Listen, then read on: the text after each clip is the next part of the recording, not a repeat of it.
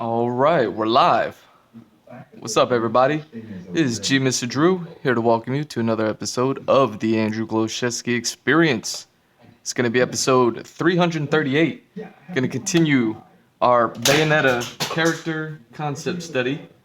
Got this concept art book and a bunch of beautiful work in there. And they hired Marie Shimazaki to do all these, create all the concepts. And me being a giant fan of all of these things, I knew one day I was going to come in and start breaking them down. And yeah, after a few years, I finally buckled and was like, now's the time to do it. And yeah, so ton of really cool concept art designs in here before they found the final design. But we're gonna pick up where we left off. I've been working on this one in particular, and yeah, I really like it. It has purple stockings, purple ribbon, purple gloves. Got the red hair, red inside coat. So there's like a lot to play with here as far as like trying to render them out. In the last stream, I did all the sketching, and I don't have much time today.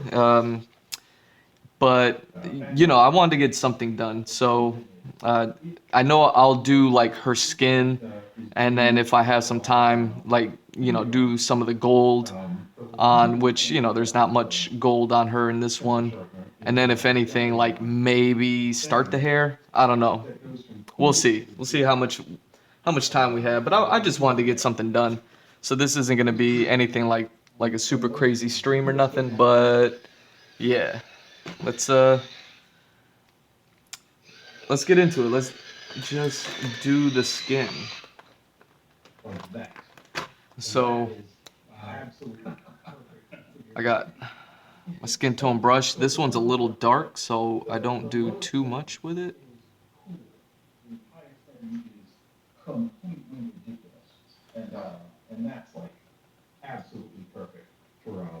So I like to kind of just use this one for the shades. So kind of find the shaded areas of her. But I personally think that since you're working on acrylic, you don't really have to, sort of worry about that too much. So what I'm going to do is I'm going to kind of go in and then yeah, her hair is pretty much blocking everything else. Just kind of create some shapes in here.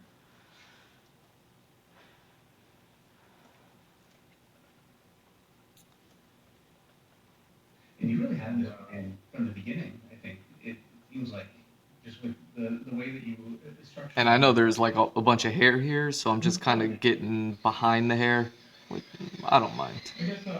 Like I said, it's all gonna get covered up with like red and orange and all these other darker colors, so it'll be all good. Hey, what's up, Duck Box? Duck, is it Duck Box or is it Duck Books? Duck Boo. Duck Boo, that's what's up. Oh man, I got a taxidermy baby duckling that I bought from a convention one time, and I named him Duck Sauce. Duck Boo is right up there with that name. I like it.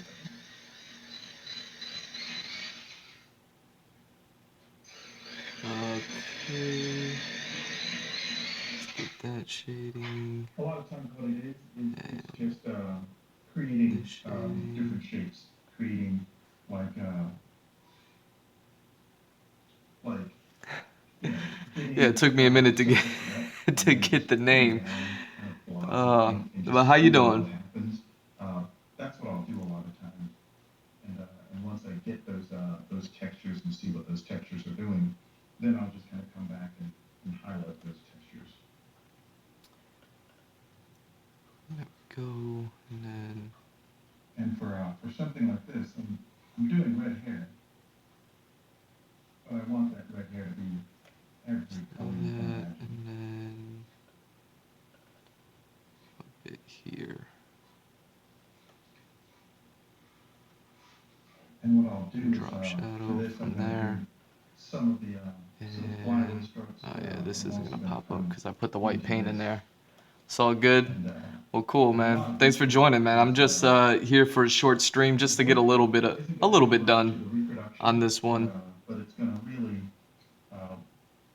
You know, I did the line art the other day, and now I'm just coming back to start laying down some of the lighter colors. Just how much I want to render the skin out first, Oh man. and then some of the gold. Especially when it comes to red. You know, like, reproduction just hates red. Can't make red Prismacolors. There we go. Doesn't produce red. Yeah. Okay. That's the sad thing is you can't make red Prismacolors, and if you were able to make red Prismacolors, they wouldn't reproduce anyways.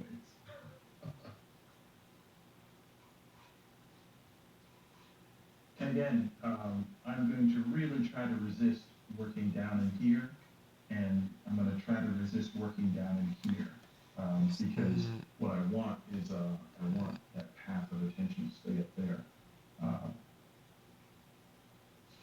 For me, this moves into this just a little bit too easily, so I'm going to come back in here with a little bit of that.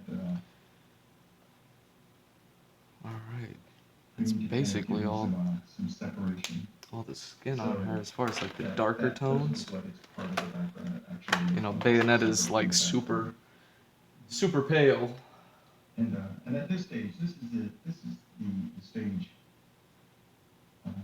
in painting where you're really making the little choices. And there's hundreds and hundreds of little choices where you're just kind of feeling your way through something.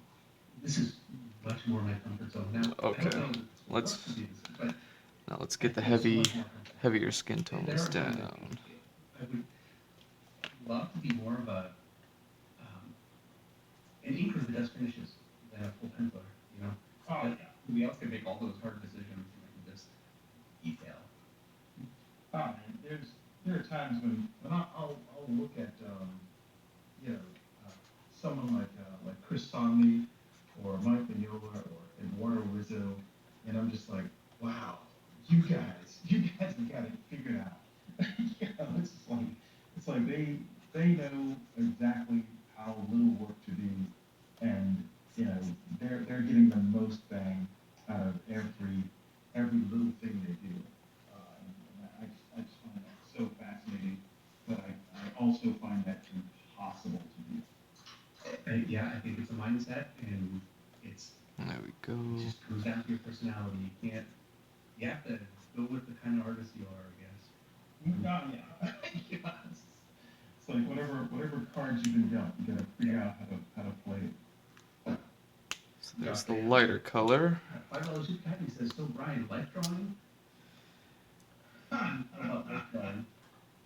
A little bit Well, of darker yeah. color here, Yeah, just I, to kind of bridge the gap between figure the drawing darker session tone here in Atlanta, and this lighter one.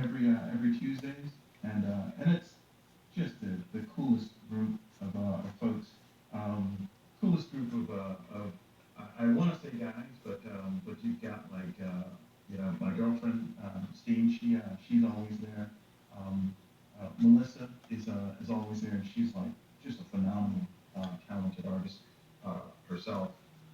But that figure drawing group was just the most awesome group of folks. But ever since the you know the upside down times, we haven't been able to get back together. And invariably, And one of the gang will say, "Hey, so what do we? when are you gonna do that again?" And right now I'm sort of a little bit into being alive, so I'm holding back on that for right now. But as soon as medical science figures out this COVID thing, I'll definitely be back into it. I have high hopes that we'll all, as I cough, we'll all overcome this. There we go. Yeah, I think and I think it will, or at least back to a point where I can feel kind of comfortable doing something like that. Alright, so far so good. I've handled all of the Let's see, what do we got? sort of background stuff that I wanted to do. I'm pleased with the background. I'm probably still gonna find little things that I can kind of tease out here, but I'm happy with how things are going at this stage of the game. So So now it's like, let me kind of work my way up through the subject. And What I'm going to do is get like a slightly different kind of fistful of pencils that I know will give me some contrast against what I've got here. oh shit. I'm gonna get the whole background. Where's my scrap paper at? Go for it. Yeah. See where it is. Yeah. There we go. See, I got like these weird whiskers popping off. That's All right. no good. I've got like that. Smooth this out. There we go.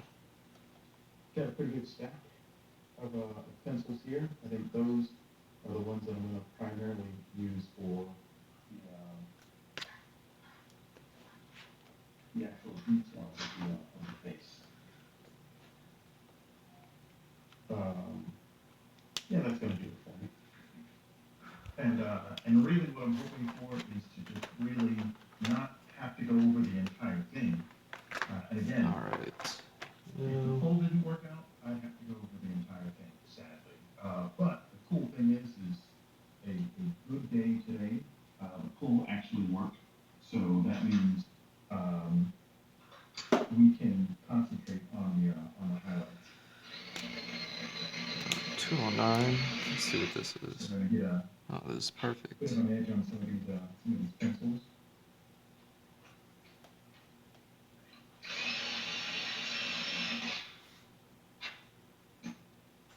And again, what I'm going to do is I'm going to not jump right in there and handle the eyes and the nose. What I want to do is I wonder. unintentional. Yeah, I could definitely do the gold. So I All the want gold stuff right now. to really kind of bring those up before I start getting into. So cool, man. I'm kind of flying through this. The super details. Try to get as much done in the little time I have. And I am still just a little bit. It's a little cool, so.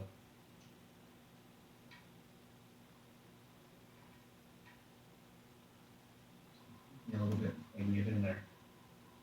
Yeah. And the nice thing with this stage is, There again, we go. what I'm going to do is I'm going to try to And either be one damn, that's for it. advantage Just with my stroke, there and or her I'm going to, guns. actually So build up those strokes with lines. For this, rather than, because it's not that graphic, I don't want to do like those little lines that are, closer to like maybe a technique that Drew Struzan would use. I'm going to stay pretty organic on this. there's that. Okay. Get that. And hopefully the lines that I've laid down already are going to take care of things for me.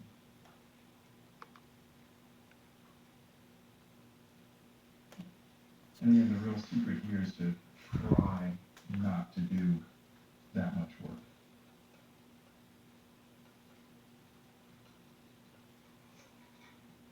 Because believe me, I'd love to render this to death.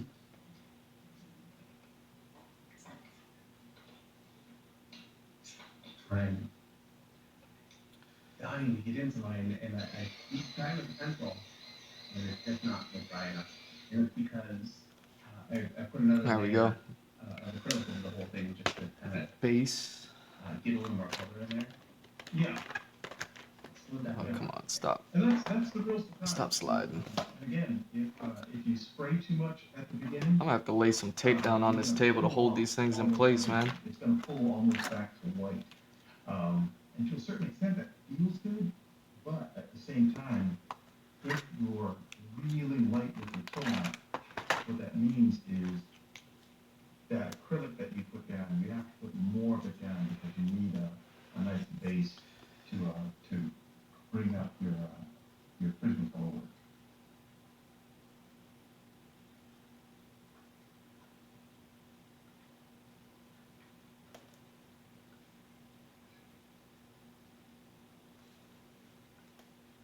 So I'm kind of bringing up the Prismacolor work, but again, I want to be a little bit careful. In fact, I say I want to be careful and then I pull out white, I'm gonna just put that in my back pocket for now.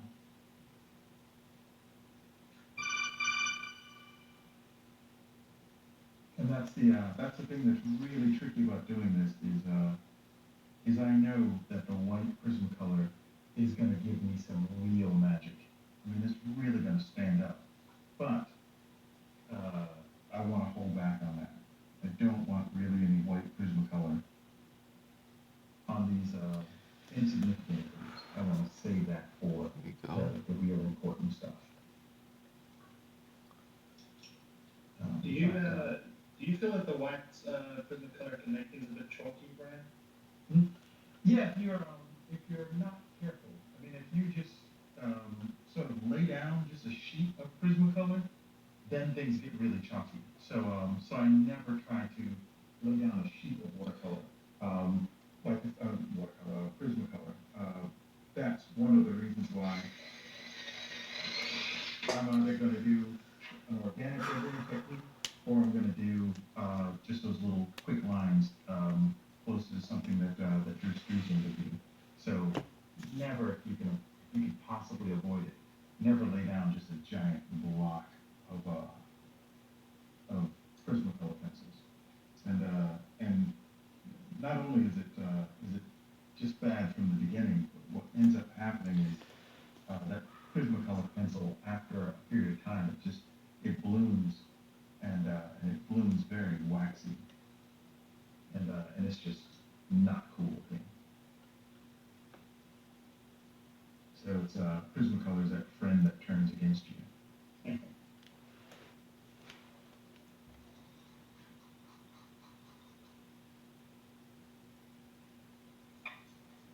And again, I'm sort of there's a little bit of light sort of that's coming in back here. I guess sort of back here. So I want to kind of build things up, but I still want to leave the front of the turn of this cheek. I still want to leave that. All right.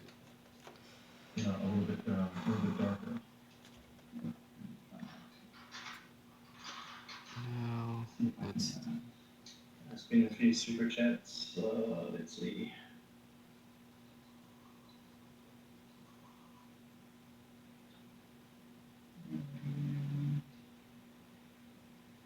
Brian Scott, I just want to say thanks for this live stream. Brian's work is amazing, and it's great to see the techniques in action. Little green highlights. Just give some accent. Give some You really get the give the gold some real. That's right. I think it just really kind of harmonizes everything. I'm amazed that now I've finally dried out enough, and the pencil is working. I really needed occasion. Yeah, well, I mean, that's one of the reasons why I was saying that is the one thing, and I know this, but I completely ignore it. That's the one thing that you can't rush. I mean, you just plain cannot rush. But I always check to make sure I can't rush it. Because I want to get to it. I want to get to the actual, drawing part of it. The actual coloring part of it. Because I think what happens is, that's the part that really makes it start to look really cool. Yes, now I don't know, we'll see how this is going to come out for me, but I can tell you I'm having by far and away the most fun right now. This is the fun part. Very cool.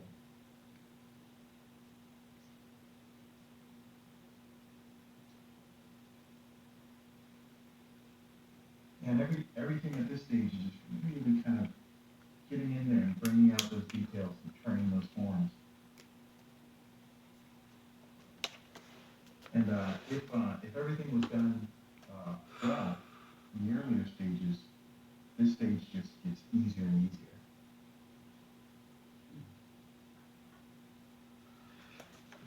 Right. Also, bits this of is one of dark my favorite green. Prismacolor pencils. It's the 994, and the 994 has a brother, the 995. Man, it's like, Okay. to me, this is just one of those colors that's just it just accelerates what you're working on. Okay. Now what? What's the dioxazine of Prismacolor from? Oh yeah. One thing I've been thinking about doing, honestly, One of the things that I love doing is yeah, we got all the lights in, all the light colors in, skin tones, golds. We're 20 minutes in. I mean, I can kill a little bit of more time. What I really liked is that I started with purple and then just threw pink in as a highlight rather than going pink and then throwing purple on top of the pink. In order to make the hair the color that I want it to be. You know, you gotta try things out sometimes. Following that, but making it red hair, I want to separate the differences in the reds from the hair to the inside of the coat and things like that. But I do think red needs to be the base color of all of it. So I might throw orange into the hair, and then I might throw like browns and purples into the coat. Like that might be the way to kind of do this. So and not in the light. And I really feel that when you outline like a shadow with a so bright yeah, color, it just really moving moves in that with shadow the out. And this is one of the greatest colors to actually do that with. let's get everything that we know we gotta get. Well, that's one that I'm gonna need to run out to the store, or I think I went to the store today, and unfortunately here there's just nothing. We're having supply chain issues, so let's see if I can go on Amazon, see if I can find some of those pencils.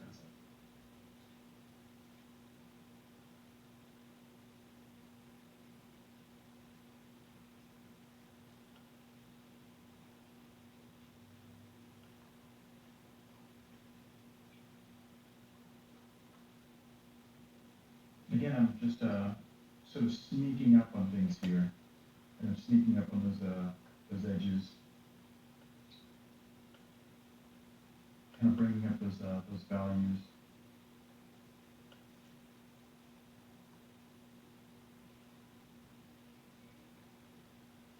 And I think it's funny because in the early stages, it just seems like everything you do is not really affecting the image much at all. But in this stage, everything you do just makes a dynamic change to the image.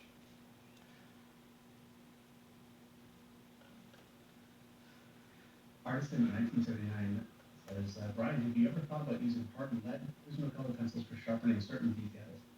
They're boost my own work. Hard lead Prismacolor pencils. The very things. I've got a sort of relationship with very things. And again, it's not the very things, it's me. I am really cartoonishly heavy-handed. So the very things I tend to break those. But I really love the very thin black, and I end up using the very thin Let me get that before I light forget blue about it. as kind of my drawing pencil. So I really love those. But a lot of times the harder lead, I just push way too hard, and that stuff just detonates.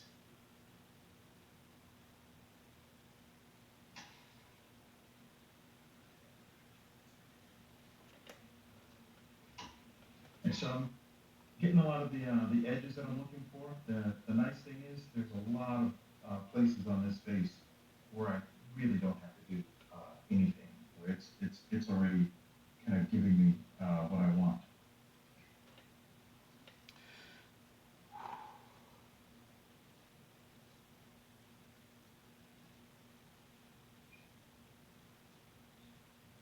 I just have to remember not to. I mean, once once you get the white Prismacolor in your hand, it's nice to be able to just go crazy with it. But I'm trying to make sure that I kind of stop myself every time I pick it up and kind of goes, this is a white Prismacolor, be careful. And now, if you do go too far with the white prism, is that something that you can cover? No. I mean, what you can do is you can cover it with acrylic. Yeah, so you painting again. Yeah. Okay, so now I'm gonna sneak into the eyes a little bit, or into the,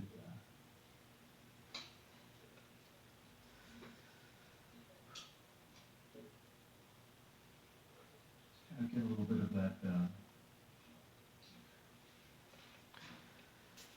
All right. really, cause some good contrast. Sorry, that was my pencil sharpener. That's a little loud. That sounds like a Boston. It's a Staples. It's huge though. It's enormous.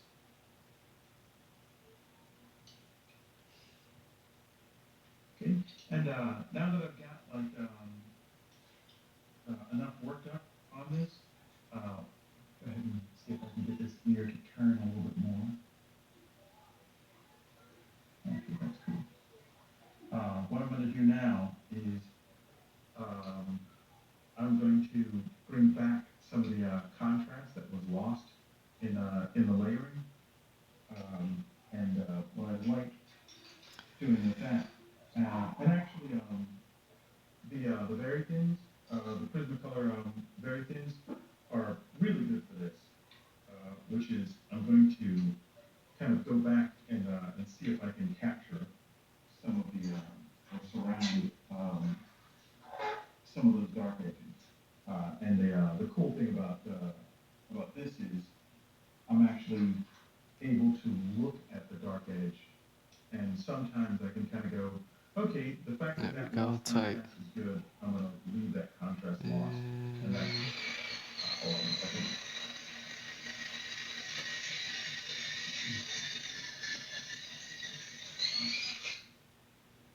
You know, the fact that that contrast is lost is a good thing, especially if I'm doing a portrait where you can see both eyes. A lot of times, what I'll do is I'll leave one eye alone and actually not kind of mess with it at all. But then I'll bring up the contrast in the other eye, and that's just kind of a trick I learned because I think you generally don't tend to look in both the person's eyes at the same time. So I like one eye being a little bit stronger. and the Oh, other that's eye being a interesting. little bit Working on one eye like at a less time, dominant. Makes a lot separately. of sense. Michael Justin Curry has a $5 super chat. It's good to see you here, Michael. He says, working pretty cool. How do you make major changes in case of editorial? For example, you drew the wrong costume or the client wants a complete background change. Oh man, that's I am not the person to talk to about stuff like that. Really, what it comes down to is a lot of that stuff needs to be handled in the early stages. A lot of that stuff needs to be, especially if you're doing a painting. What you ultimately want is you want the Let's editor do this. or the art director to work with comps, and you want your comps to solve all the big problems. And if you're solving all the big problems with the comps, then that never happens. You literally never get to the point where you have to make a massive change, especially on a painting, because something like that is really a catastrophic failure. So what you want to do is you want to make sure that there is a comping stage and everything's been approved before you go to the next stage. The terrible thing about it is if there is a catastrophic failure, if something has completely fallen apart and you do have to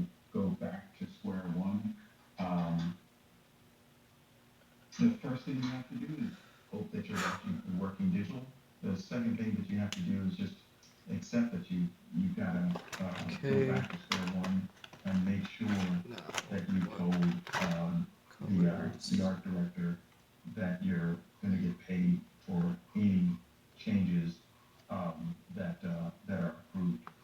Yeah, like if you have a change and you produce a comp and that comp gets approved, if then they come back to you and say, yeah, we'd like to change that approved comp, you should, to a certain extent, get paid for the piece over again, because that's a change that's beyond your power. Any reputable company, I think, would do that. I have changes, not often, but it certainly happens. But my layouts tend to be fairly loose, so I bring it on myself. Yeah. Things like I forgot a costume or something. That's what I thought. And really, I think just for my sake, that's what the comping stage is all about. Is not necessarily just for the editor, but it's for me as well. I want to make sure that I've ironed out all of those potential mistakes before I've committed things to paint.